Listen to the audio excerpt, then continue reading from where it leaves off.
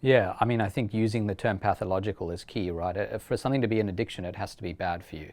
So there are people who've used the word addiction to describe pretty much anything that we do over and over again and can't not do.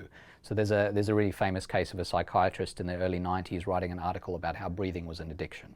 And the idea was we're compelled to keep breathing over time, so therefore breathing is an addiction. Obviously, the net effect of breathing is positive. You stay alive. So it's silly to say that breathing is an addiction.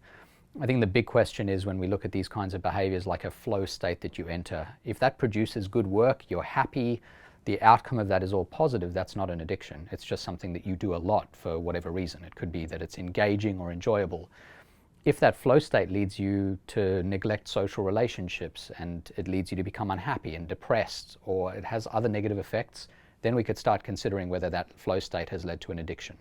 So it's really about the consequences. There has to be an ultimately negative effect in the long run for something to be considered an addiction.